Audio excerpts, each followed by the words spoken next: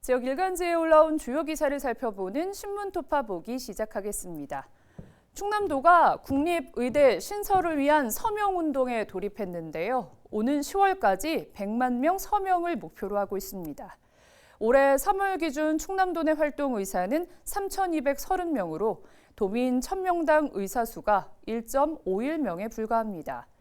이는 OECD 평균 3.7명, 우리나라 2.1명에 비해 턱없이 낮은 수준입니다. 또한 충남 지역 의대 졸업생 70%가 다른 지역에 취업한 것으로 조사됐는데요. 2017년에서 2021년 충남도 내 의대 졸업생 656명 가운데 32.1%인 197명만 도내에서 취업한 것으로 집계됐습니다. 최근 정부의 의대 정원 확대에 따라 지역 의사수 증가에 대한 기대감이 있기는 하지만 지역 의료 인력 부족이 심화에 따른 충남 국립의대 신설 필요성은 더욱더 강조되고 있습니다. 국립의대 유치를 위한 도민 역량 결집에 행정력을 집중하고 있는 충남도는 범도민 추진위원회 실행위원회의를 개최하는 등 속도를 내고 있습니다.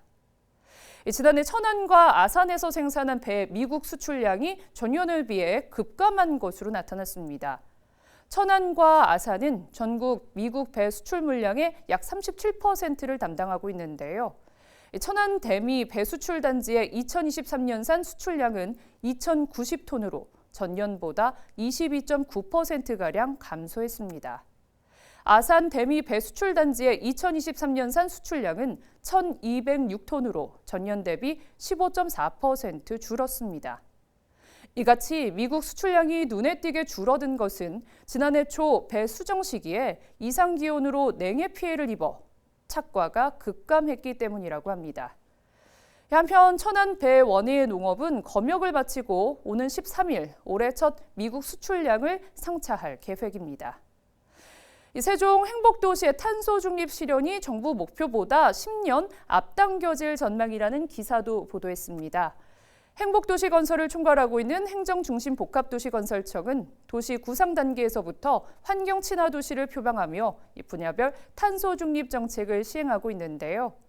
현재 행복도시 녹지율은 52.8%로 동탄, 광교 등 신도시와 비교해 10에서 20%가량 높습니다.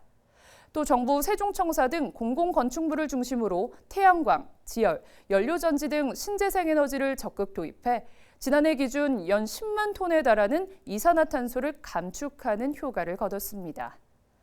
전국 광역시도와 비교해 탄소 배출량도 가장 적은 것으로 나타났는데요. 행복청은 에너지, 건물, 수송 등 분야별 탄소 저감 사업을 적극 발굴하고 있다고 하네요. 지금까지 지역신문 살펴봤습니다. 이어서 사진 뉴스 보겠습니다.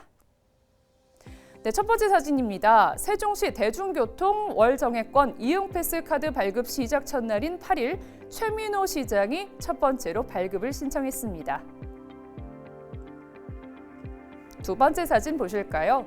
제41회 천안시민의상 수상자로 교육학습부문의 최순규 전 천안청수고등학교 교사, 문화예술부문의 김기창 천안문화재단 비상임이사, 사회봉사부문의 김기숙 민간어린이집 연합회장이 선정됐습니다. 마지막으로 세 번째 사진 보실까요? 아산시가 청소년들의 보훈의식 함양을 위해 광복회 아산시지회와 함께하는 제1회 청소년 호국보훈 여름 캠프를 개최했습니다.